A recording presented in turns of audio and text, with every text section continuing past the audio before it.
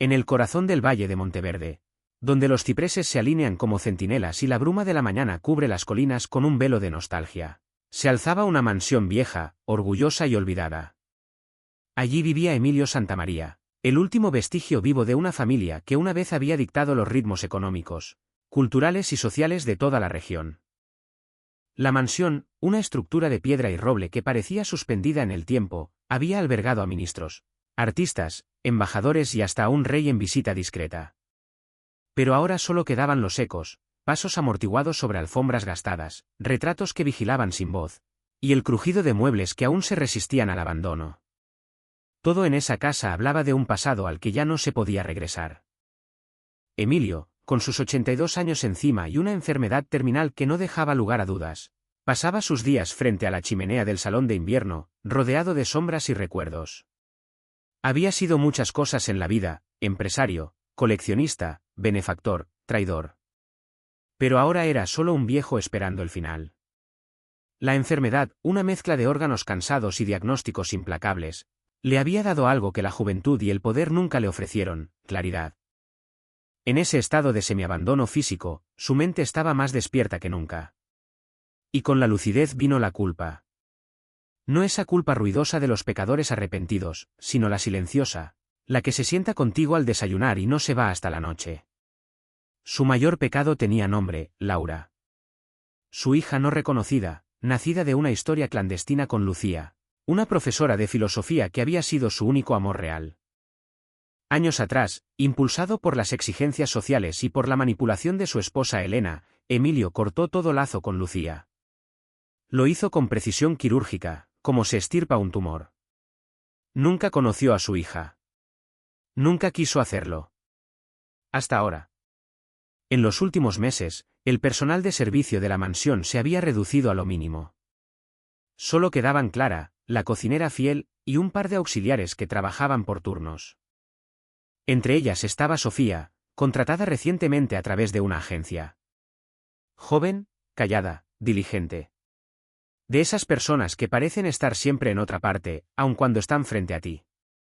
Sofía tenía algo inquietante en la mirada. No por lo que decía, porque casi no hablaba, sino por lo que parecía saber. Una sabiduría heredada, no aprendida. Emilio la observaba desde su sillón con creciente interés. Había algo en sus gestos, en su forma de tocar los objetos antiguos con respeto, de caminar por los pasillos como si ya hubiera estado allí. No podía ser. Y sin embargo, una tarde nublada, mientras la lluvia caía con parsimonia sobre los vitrales, Emilio pidió hablar con ella. Sofía, siéntate. Ella obedeció, nerviosa, limpiándose las manos en el delantal. Voy a hacerte una propuesta extraña. No es un juego. No es una trampa. Solo una petición. Ella lo miró, desconcertada. Quiero que finjas ser mi hija. Solo por un día. No por dinero. No por un papel. Por mí. El silencio que siguió fue largo. Ella parpadeó varias veces. Parecía que iba a reír. O a salir corriendo. Pero no hizo ninguna de las dos cosas. ¿Por qué yo? Preguntó al fin. Porque te pareces a alguien. A alguien que perdí. Y porque estoy muriendo, y quiero saber lo que se siente ser padre, aunque sea por un rato. Sofía no respondió. Se levantó y salió de la habitación sin mirar atrás. Clara la encontró en la cocina minutos después, pálida. ¿Qué te ha dicho? Me pidió que fuera su hija, respondió con voz apagada. ¿Y qué vas a hacer? Sofía miró por la ventana. La lluvia no cesaba. No lo sé. Pero algo en sus ojos me hizo pensar que, quizás necesita más de lo que pide. Esa noche no durmió. Pensó en su propia madre, ya fallecida, en las historias que nunca le contó, en el nombre de un padre que siempre fue una ausencia. Y en esa ausencia, ahora tenía un rostro. A la mañana siguiente, Sofía apareció en el salón con un vestido sencillo y el cabello recogido. Emilio la esperaba, peinado, con su bastón apoyado junto al sillón. Por un momento, no fueron un moribundo y una empleada. Fueron un padre y una hija encontrándose en los bordes de la ficción. Gracias, dijo él. No me dé las gracias aún, respondió ella. No sé si voy a poder fingir también. Emilio sonrió. A veces, lo que fingimos se convierte en verdad. El día amaneció con un tipo de claridad que molestaba a los supersticiosos y tranquilizaba a los prácticos. Sofía, que nunca se había considerado de ninguno de los dos bandos, abrió los ojos antes de que sonara el reloj barato que mantenía en su mesilla. Había intentado dormir, pero las horas le habían pasado por encima como una caravana de preguntas. Aún así, se vistió con una calma ensayada, un vestido azul oscuro, sin adornos, medias gruesas. La mansión siempre era fría por la mañana, y una chaqueta de punto que no hacía juego con nada salvo con su pudor. Recogió el cabello en una trenza que se anudó con una cinta color marfil, no buscaba parecer otra, solo no parecer menos. En el pasillo, el mármol devolvió el eco de sus pasos como si vigilara que no se arrepintiera a mitad de camino. Clara ya tenía la cocina encendida, olor a café tostado, pan caliente, y ese caldo de huesos que decía levanta muertos con la misma naturalidad con la que bendecía la mesa sin santiguarse. Levantó la vista cuando vio a Sofía. «Hoy es el día, ¿no?», preguntó, secándose las manos en el delantal. Sofía asintió. No confiaba demasiado en su voz a esa hora. «Toma», dijo Clara, dándole una taza. No se actúa con el estómago vacío. Ni se ama. Mucho menos se perdona. Sofía bebió 2 sorbos. El calor le dibujó un camino por dentro. Agradeció en silencio y siguió hacia el salón de invierno, donde Emilio esperaba sentado en su sillón habitual, vestido con una pulcritud ceremoniosa, traje gris de franela, chaleco de punto, pañuelo en el bolsillo. El bastón, a mano. Sobre el regazo, un estuche de cuero que parecía más antiguo que la crisis económica más vieja que recordaran los periódicos. «Estás preciosa», dijo sin teatralidad, como se constata el clima. «Y sobria». Lo apreció. Las grandes emociones se entienden mejor sin lentejuelas. «No puedo competir con esta casa», respondió ella, con una media sonrisa que le salió sin permiso. Él le indicó el sofá frente a la chimenea. Durante unos segundos, ninguno habló. El fuego tenía esa habilidad de hacer creer que ocupar la vista basta para justificar el silencio. «Antes de salir», dijo al fin Emilio, abriendo el estuche, «quiero darte esto». «No es un regalo. Es un préstamo. Un objeto que completa este teatro que nos hemos permitido». Sacó un camafeo ovalado en oro mate, con una miniatura esmaltada. El rostro de una mujer de ojos serenos y pelo oscuro, recogido en un moño flojo. Lucía lo llevaba cuando pensaba. O cuando fingía que no pensaba, que en su caso es lo mismo. Sofía sostuvo el camafeo con ambas manos. No dijo «gracias». Dijo: «Es hermosa». Lo era. Y peligrosa, en el sentido en que una verdad te resulta peligrosa cuando te mira fijamente. Él mismo le abrochó el camafeo en el cuello, con dedos obstinados que habían aprendido hace tiempo a no temblar mientras cierran tratos. Ahora temblaron un poco. Luego se quedó mirándola, como si buscara en su rostro una cita velada. «Hoy serás mi hija», dijo sin solemnidad.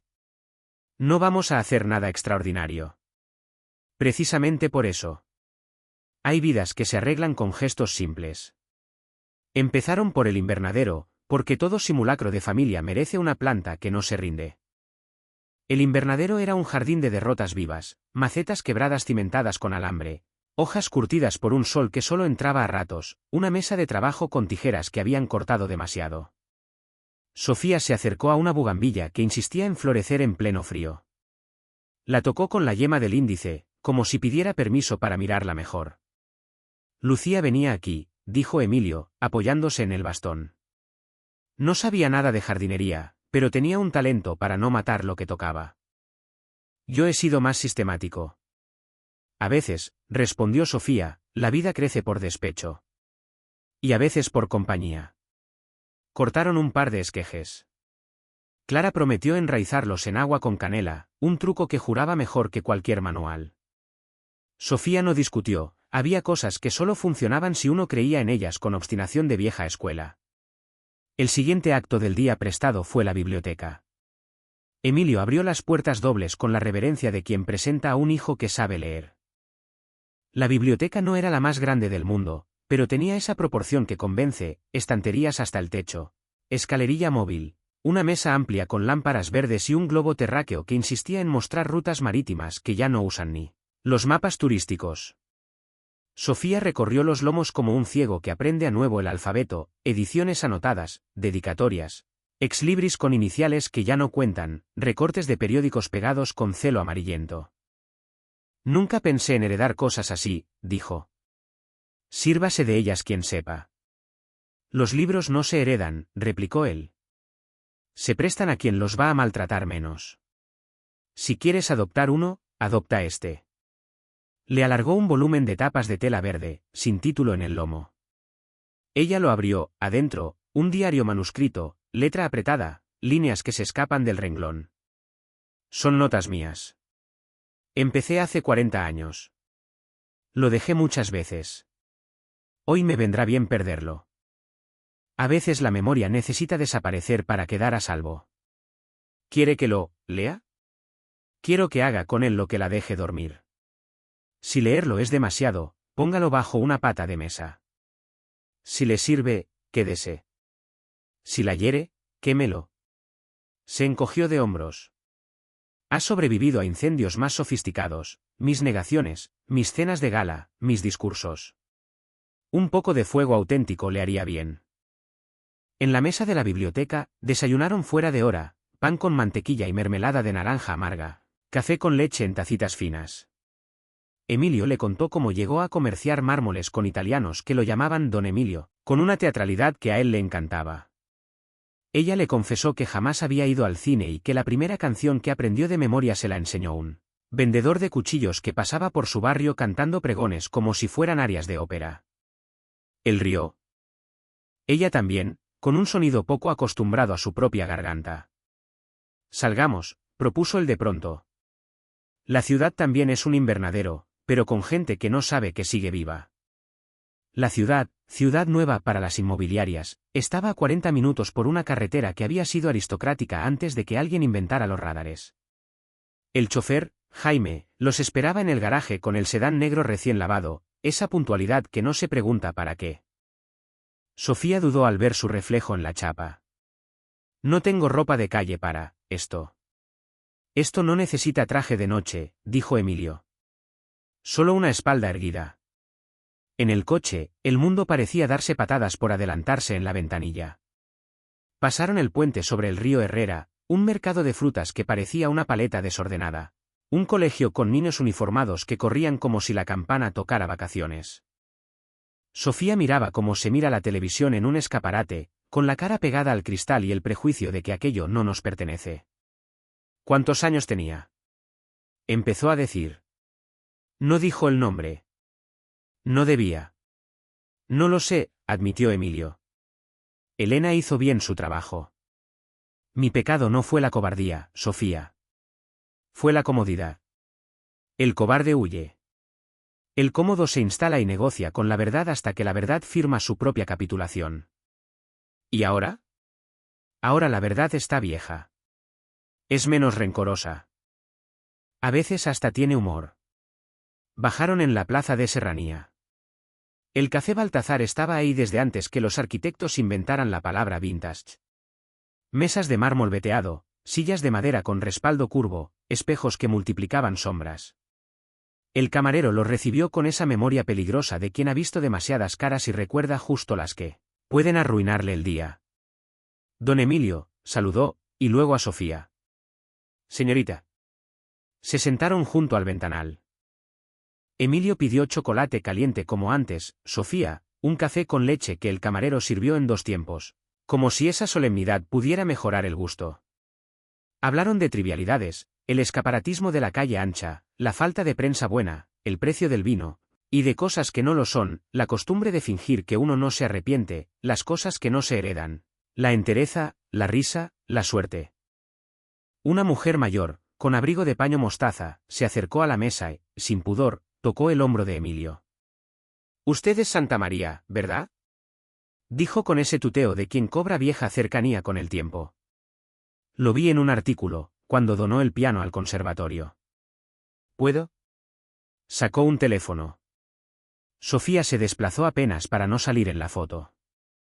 Al apretar el botón, la mujer le dedicó a Sofía una mirada que duraba más que la foto. Mezcla de curiosidad y esa envidia benigna que no sabe qué es envidia. Agradeció y se fue.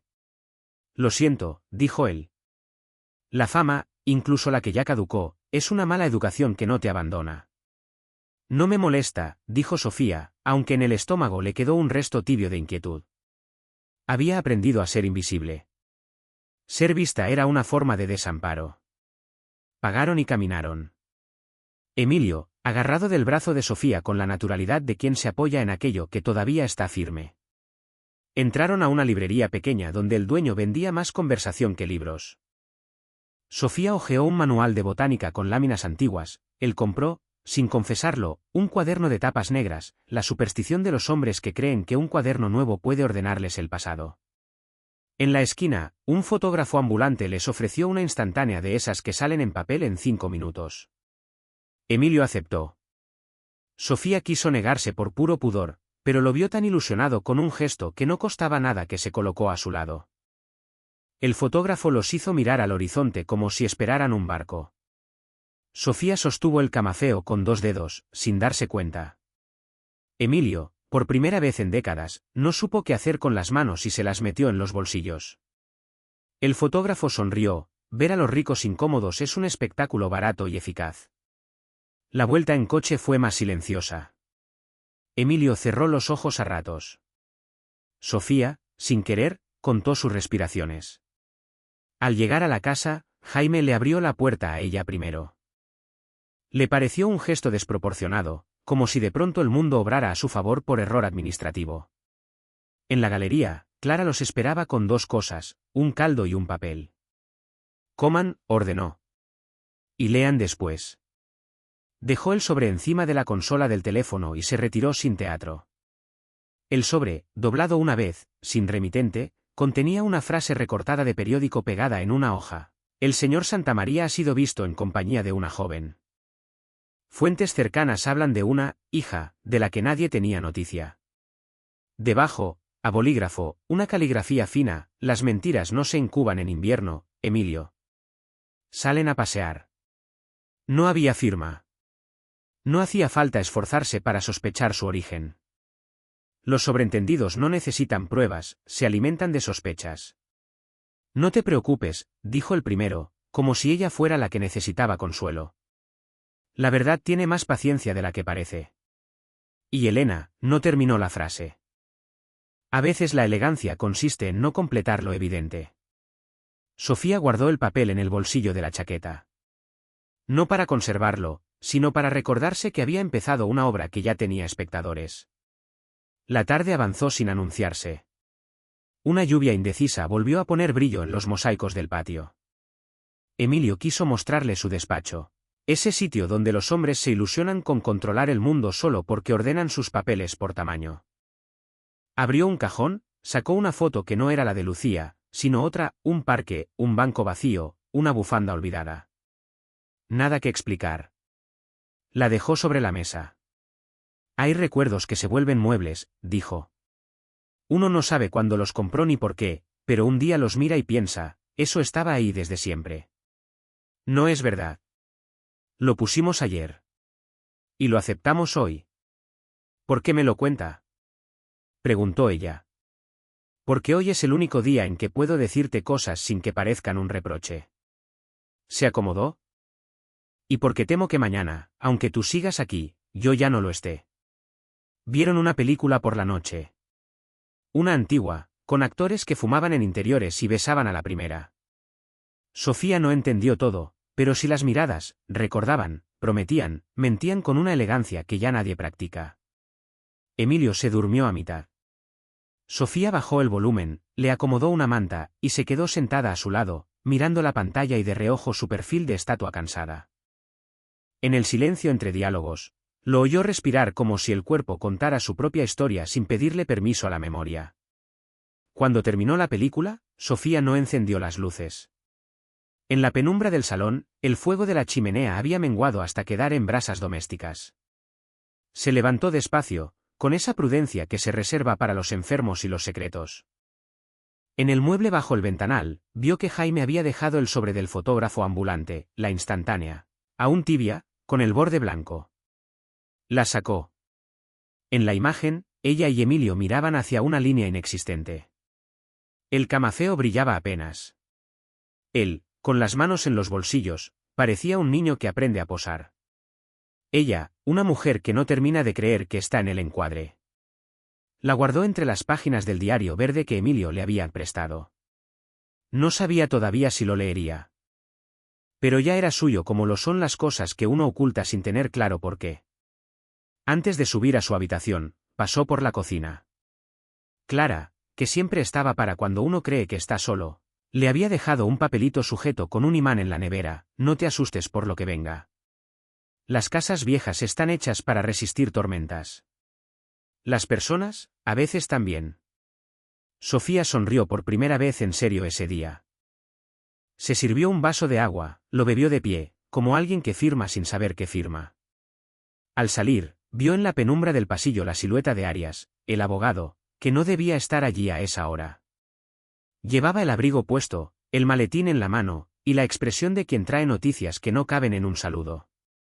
Perdona la hora, dijo en voz baja. Hay movimientos en el juzgado. No debería adelantarte nada, pero mañana tendremos compañía. Y no precisamente grata. ¿Elena? Preguntó Sofía, sin sorprenderse de escuchar el nombre. Arias asintió con un gesto breve. No se trata solo de ella. Ha contactado a un colega que presume saber más de ustedes que ustedes mismos. Mañana será un día largo. Descansa si puedes. Sofía asintió. No prometió nada. En su habitación, se sentó en la cama con el vestido aún puesto, como si el día no quisiera abandonar su cuerpo. Abrió el diario verde por una página al azar.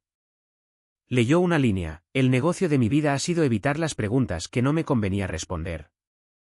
Cerró el cuaderno. No estaba lista para tanta sinceridad. O quizás sí, pero no a esa hora. Se desabrochó el camafeo con cuidado, lo dejó sobre la mesilla, junto al vaso vacío. La miniatura de Lucía, con su calma obstinada, la miró desde la porcelana con la compasión de alguien que ya vio todas las versiones posibles de un mismo error. Sofía apagó la lámpara. No durmió enseguida. No por miedo. Por expectativa. El sueño llegó tarde, cuando entendió que el día prestado no había terminado. Se había extendido hacia la madrugada, como esos feriados que la administración anuncia a última hora: sorpresa, mañana tampoco se trabaja. En este caso, al contrario, mañana, por fin, empezarían los trabajos serios. En la planta baja, la casa exhaló ese suspiro de madera que solo se oye si uno ha decidido escuchar. Emilio, arropado, soñó con una plaza que no existía y con una niña que corría sin mirar atrás. Clara cerró la puerta de la cocina con doble vuelta, los cuchillos a dormir, las cacerolas a callar. Jaime, desde su habitación junto al garaje, repasó mentalmente el mapa de calles por si al amanecer había que salir sin testigos. Y el valle de Monteverde, ajeno a esa pequeña trama doméstica, amaneció a su manera, con pájaros que no saben de pleitos, viento que no conoce abogados, y una luz que, a pesar de todo, insistía en volver. Porque la luz, como la verdad cuando ya no tiene ganas de vengarse, siempre vuelve. Aunque nadie la invite. Aunque Elena ya esté de camino. Aunque mañana, sí, el día prestado deje de ser un juego. El día siguiente no comenzó con la misma calma del anterior. Sofía se despertó con un ruido que no le pertenecía a la casa, un portazo firme, el sonido de tacones sobre mármol y una voz que no conocía el matiz de la duda. Elena Santamaría había vuelto antes de lo previsto. En el salón principal, Emilio la esperaba sentado en su sillón, el bastón apoyado en la pierna, el rostro cansado pero con una determinación que Sofía no le había visto todavía. A un lado, el abogado Arias sostenía una carpeta voluminosa, con la incomodidad profesional de quien intuye que está a punto de ser utilizado como instrumento de una guerra doméstica. ¿Quién es esta?, preguntó Elena, mirando a Sofía con desprecio apenas disimulado. ¿Otra de tus caridades de última hora? Sofía se mantuvo firme, aunque sentía como se le helaban los dedos. Emilio intervino antes de que ella pudiera responder. Es mi hija por un día. Y lo será hasta que yo decida otra cosa. La palabra hija flotó en el aire como una granada sin detonar. Elena arqueó una ceja, cruzó los brazos y se giró hacia Arias. Ya sabe lo que tiene que hacer. El abogado abrió la carpeta y mostró unos documentos. Un borrador de testamento, preparado según las instrucciones de Elena. La maniobra era evidente, asegurar que la fortuna pasara a sus manos sin interferencias. Pero Emilio, con voz más firme de lo que su cuerpo frágil sugería, se inclinó hacia adelante. Ese papel no tiene valor mientras yo respire. Y mientras respire, mi voluntad es clara, Sofía tendrá lo que yo decida. El silencio posterior fue espeso, como una cortina que no dejaba pasar ni la luz. Elena, consciente de que el teatro familiar había encontrado público, se acercó a Sofía. Tú no sabes en lo que te estás metiendo. ¿Crees que puedes entrar en esta casa, fingir ser lo que no eres y salir indemne? Sofía sintió por primera vez una chispa de rabia atravesarle la piel. No respondió. Miró a Emilio, que asintió lentamente, como si ese gesto fuera la única armadura que podía ofrecerle. El enfrentamiento terminó en falso equilibrio. Elena se retiró con la elegancia de quien no admite derrota. Arias se excusó con un carraspeo incómodo y Emilio quedó exhausto, como si esa breve batalla le hubiera consumido un mes de vida. Esa noche, Sofía intentó procesar lo ocurrido. La mansión, que ya de por sí era un mausoleo, se había convertido en un campo minado. Y entonces, como si el destino quisiera añadir un giro perverso, Elena la abordó en un pasillo oscuro, lejos de testigos. Escucha bien, dijo en un susurro cargado de veneno. No eres solo una intrusa. Eres la verdadera hija de Emilio. Yo me encargué de borrarte de su vida hace años. La revelación golpeó a Sofía como una corriente eléctrica. Las piezas que nunca habían encajado en su historia personal cobraban de pronto un sentido brutal. Su infancia en un orfanato, las preguntas sin respuesta, la sensación de no pertenecer a ningún lugar. Mientes, balbuceó, más como defensa que por convicción. Ojalá, respondió Elena, con una sonrisa helada. Pero es la verdad. Y si piensas reclamar lo que es tuyo, recuerda que ya te saqué del tablero una vez. Puedo hacerlo de nuevo. La dejó allí, con el corazón desbocado y las paredes de la mansión cerrándose a su alrededor. Sofía apenas logró llegar a su habitación, donde se desplomó en la cama con la respiración entrecortada. El mundo entero había cambiado de forma en un instante. Al día siguiente, incapaz de sostener el peso del secreto, buscó a Emilio en su habitación. El anciano, recostado entre almohadas, levantó la vista al verla entrar. Sofía se sentó a su lado y con la voz quebrada, soltó la verdad que Elena le había lanzado como un cuchillo. Ella me dijo que soy tu hija. El silencio fue absoluto. Emilio, con lágrimas contenidas, cerró los ojos como si la realidad le hubiera dado una bofetada demasiado tardía. Si eso es cierto, susurró, entonces el destino me ha dado un día más de vida. Porque tú estabas aquí todo este tiempo, y yo no lo supe. Sofía tomó su mano. No había respuestas claras, ni pruebas inmediatas, ni absoluciones fáciles. Solo dos seres humanos unidos por una verdad cruel y una necesidad desesperada de reconciliación. Lo que había comenzado como un juego, una farsa sentimental para un hombre moribundo, se transformaba en una revelación irreversible. Y lo peor, o lo mejor, estaba todavía por llegar. La mansión de Monteverde había resistido tormentas, terremotos y cambios de dueño. Pero aquella tarde resistía otra clase de temblor, la entrada de Elena, con su porte impecable y esa sonrisa que nunca fue cordialidad, sino aviso. Sofía lo supo en cuanto escuchó los tacones sobre el mármol, la tregua había terminado. En el salón, Emilio la esperaba en su sillón de siempre, más frágil pero no menos obstinado. Arias, el abogado, estaba de pie con una carpeta en la mano, como si su oficio se hubiera reducido a cargar papeles en medio de un campo de batalla. Clara, discreta, observaba desde la puerta de la cocina, lista para intervenir con café o con cuchillos, según hiciera falta. Emilio, dijo Elena con voz dulce, demasiado dulce. Es hora de que resolvamos este teatro. El anciano levantó la mirada. Sus ojos, cansados, aún conservaban la ironía de quien ha sobrevivido a demasiadas intrigas. El único teatro aquí es el tuyo, contestó. Y esta vez no tendrás público complaciente. Elena no se inmutó. Dio un paso al frente y colocó sobre la mesa un pliego de documentos. Un Nuevo Testamento. Sencillo, limpio. Todo para mí, como debe ser. Así evitarás escándalos y farsas. El abogado Arias se aclaró la garganta. Señora Santamaría, el señor Emilio ya manifestó su voluntad. Cualquier intento de sustituirla sería impugnable. Impugnable, repitió Elena, como saboreando la palabra. Arias, siempre tan formal. ¿No te cansas de perder el tiempo? Entonces giró la cabeza hacia Sofía, que se mantenía de pie junto al ventanal, con las manos cruzadas. ¿Y tú? La intrusa. ¿Sigues creyendo que puedes apropiarte de lo que no es tuyo? Sofía respiró hondo. El miedo estaba allí, pero algo nuevo lo acompañaba, la rabia. No vine a apropiarme de nada. Vine porque él me lo pidió. Y ahora sé que no fue casualidad. La sonrisa de Elena se tensó. ¿Le contaste ya? Preguntó, casi divertida. ¿O quieres que lo haga yo? Emilio frunció el ceño. ¿De qué hablas? Elena se inclinó hacia él, como quien clava un cuchillo con suavidad. De que Sofía no es una empleada. Es tu hija. La misma a la que hice desaparecer cuando me interponía en mis planes. El silencio fue absoluto. Arias palideció, Clara dejó caer una cuchara, Emilio se aferró al bastón como si fuera un ancla. «Mientes», susurró él. «¿Miento?» Elena sonrió con frialdad. «Tú sabías que Lucía estaba embarazada. Lo sabías, pero preferiste callar. Yo me encargué de que esa criatura no volviera a cruzarse en tu vida. Y ahora, por ironía, está aquí». Sofía sintió que las piernas le temblaban, pero dio un paso adelante.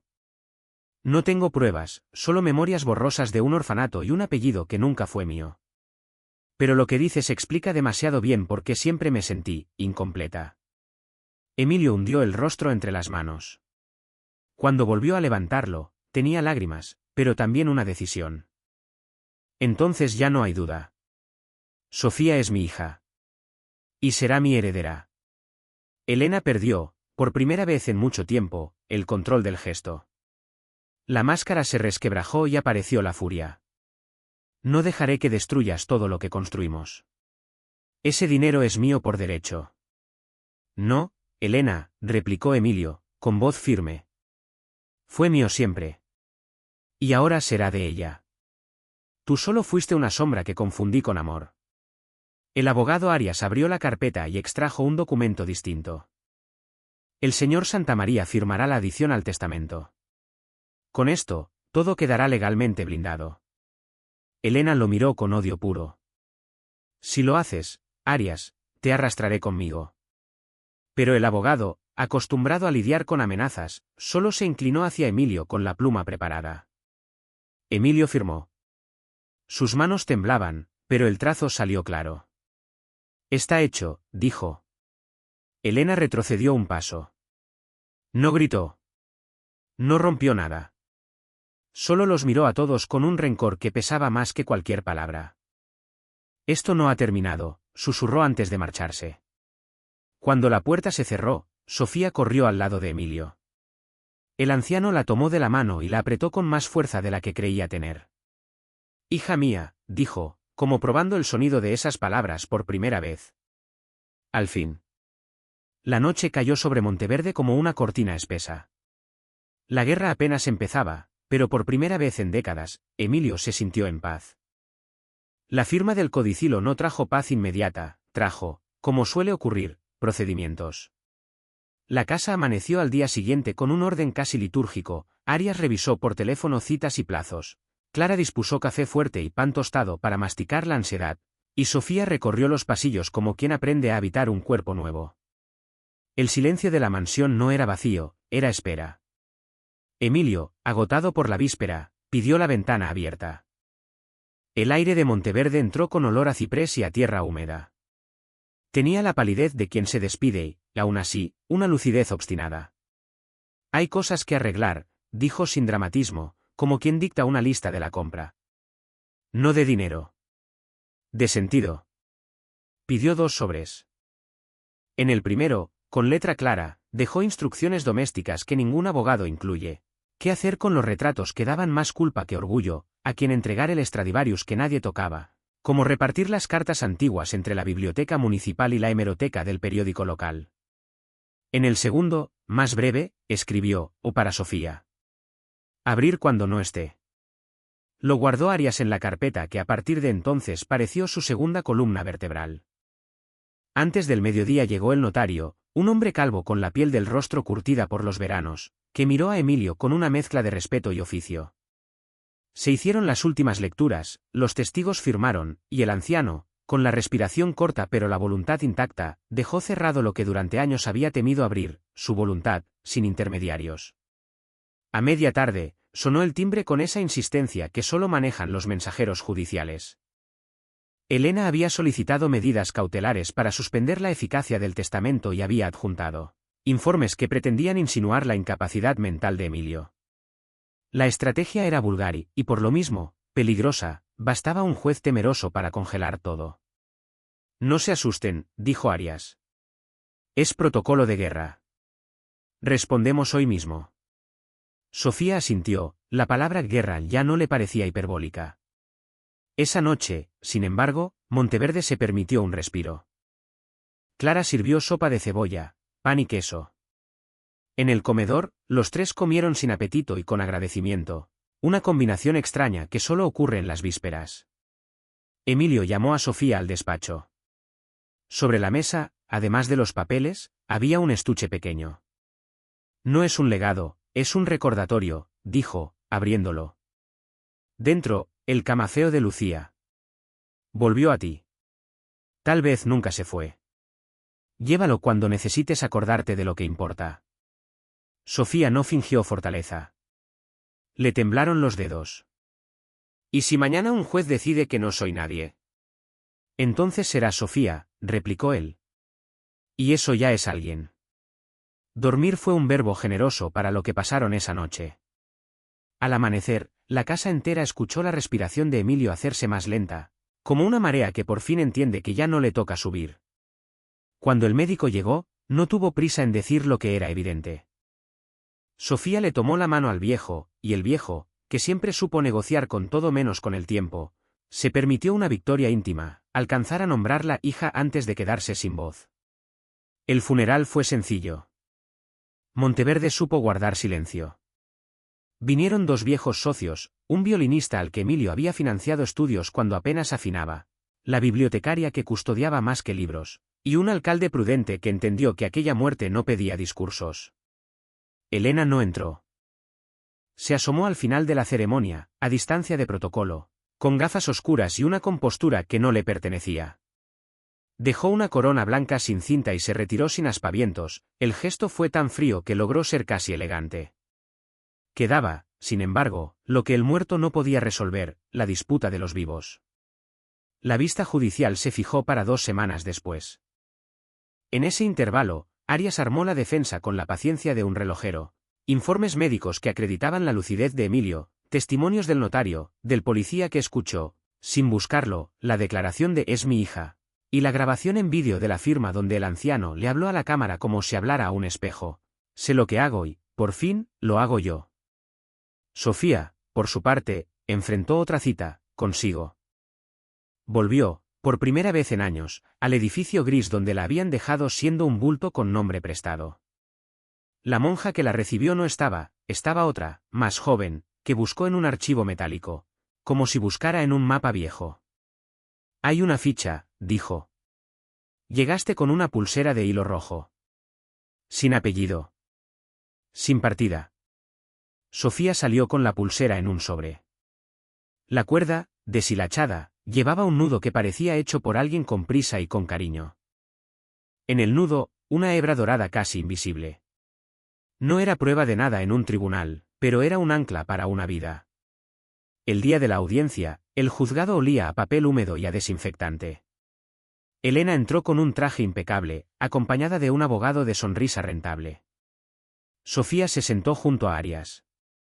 Tenía el camafeo bajo la blusa, un amuleto sin superstición. El abogado contrario habló primero.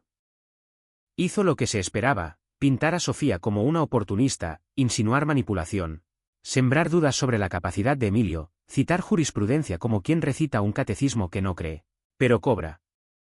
Arias respondió sin brillo, que es la manera más eficaz de responder cuando el otro sobreactúa. Puso el foco donde importaba, la coherencia de Emilio en los últimos meses, la ausencia de coacciones, la diligencia notarial, la voluntad declarada. No prometió justicia, pidió respeto por un acto libre. El juez, un hombre de párpados pesados y voz sin adjetivos, se tomó su tiempo. Al final de la mañana, dictó medidas provisionales, el testamento quedaba vigente hasta resolución definitiva, no había indicios para suspenderlo. Y, aunque el parentesco biológico resultaba moralmente interesante, era jurídicamente irrelevante. Voluntad y forma bastaban. Traduzco, susurró Arias a Sofía, saliendo, por ahora, ganamos. Por ahora es una expresión que inyecta prudencia en la victoria. Elena, al escucharla, apretó el bolso con una fuerza que no pega con las portadas de revista. No habló, dejó a su abogado la tarea de prometer recursos. Después, ya en la calle, se acercó 2 pasos a Sofía. No pidió perdón. No amenazó. Dijo, con una mueca que parecía dolor y no lo era. Tu parecido con Lucía es una indecencia. Sofía no contestó. Hay ofensas que se vencen con desgana. La prensa, siempre dispuesta a arruinar los duelos con titulares, intentó convertir el caso en entretenimiento. Sofía no dio entrevistas. Arias habló lo indispensable. Clara volvió a cerrar la verja con el cerrojo antiguo, la casa sabía defenderse.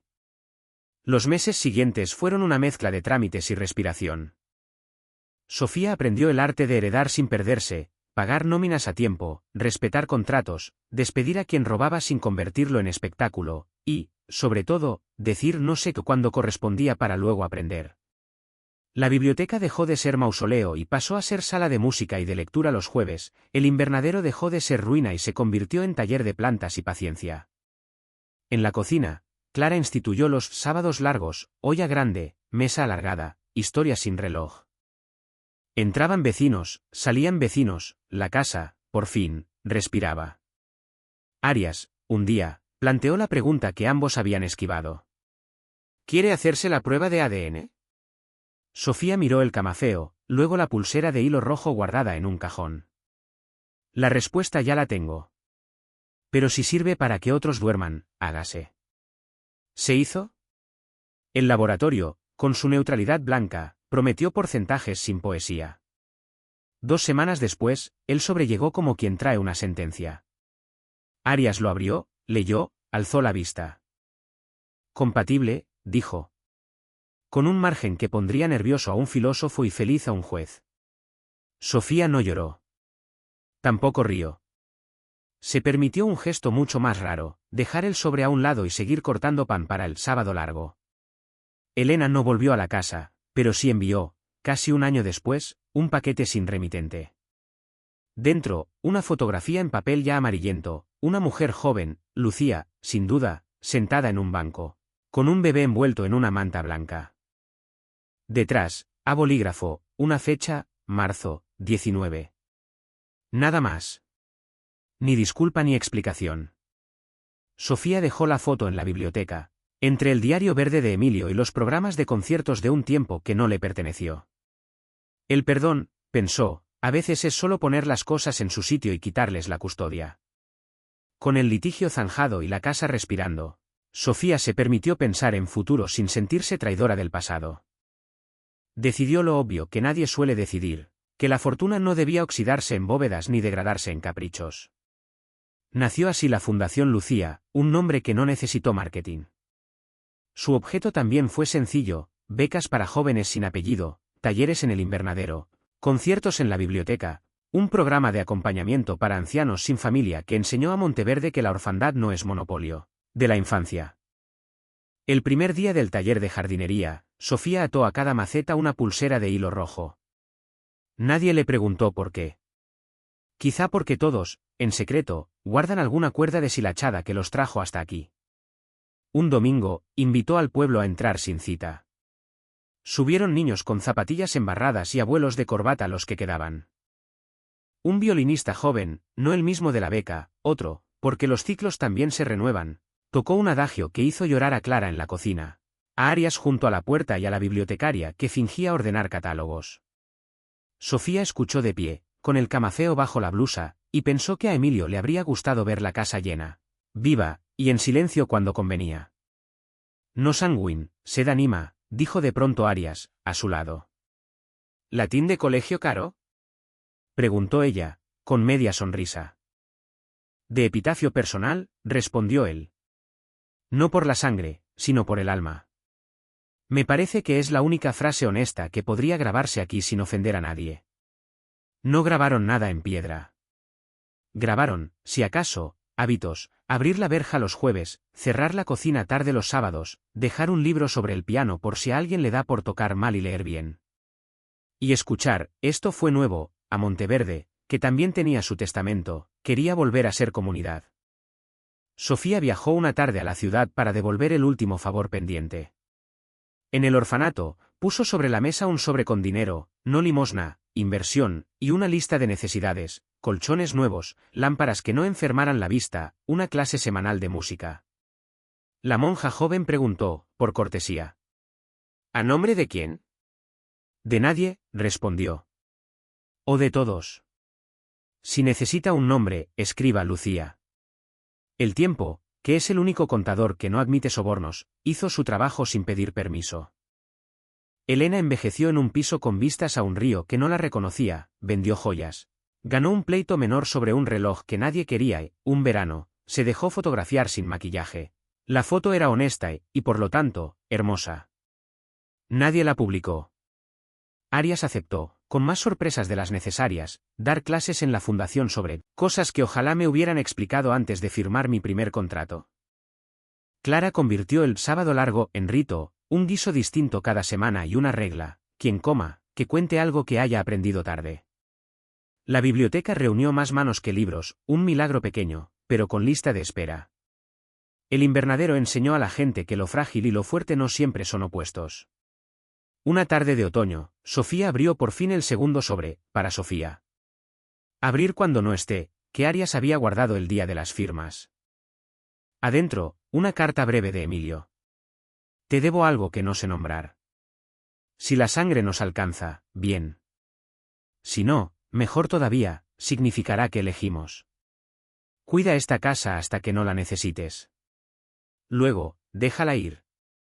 Las casas también mueren cuando uno las retiene. Y si alguna vez dudas, mira el invernadero, lo que crece despacio, dura. Lo que florece rápido, entretiene. Yo me entretuve demasiado. Tú, Grece. Sofía releyó la carta 3 veces. No contestó, no hay dirección para respuestas póstumas. Salió al jardín. Monteverde tenía una luz baja, de pan recién hecho. En el invernadero, un grupo de adolescentes discutía en voz alta si las bugambillas eran más tercas que hermosas o al revés. Ella sonrió. Pasó los dedos por una maceta y se manchó de tierra. Fue el gesto más exacto que hizo en meses. Esa noche, antes de acostarse, dejó el camafeo sobre la mesilla y, junto a él, la pulsera de hilo rojo. No eran reliquias, eran herramientas. Entendió algo que hubiera hecho reír a Elena y a sentir a Lucía: la herencia no es un cofre, es un hábito. En el zaguán, clavó, sin placa ni ceremonia, una frase que no necesitó latín para decirse: casa que se comparte, no se hereda, se vive. Nadie le hizo fotos. Nadie la aplaudió. Clara pasó con una bandeja, la leyó, y murmuró: eso. Cuando el invierno llegó, el primero sin Emilio, el primero con la casa llena, Monteverde siguió su calendario de pájaros y labores. La nieve no cuajó, como de costumbre, la helada sí. El invernadero sobrevivió. La biblioteca aprendió a cerrar las ventanas a tiempo. La cocina, como siempre, no cerró nunca. Y Sofía, que había llegado como una empleada sin apellido y ahora firmaba cheques con una soltura que a veces le daba risa, entendió al fin el legado del hombre que la nombró hija a destiempo: que hay familias que no nacen. Se ensayan hasta que salen. A veces salen a la primera. A veces a la última. Pero salen. Con eso bastó. Con eso, por fin, se pudo apagar la luz.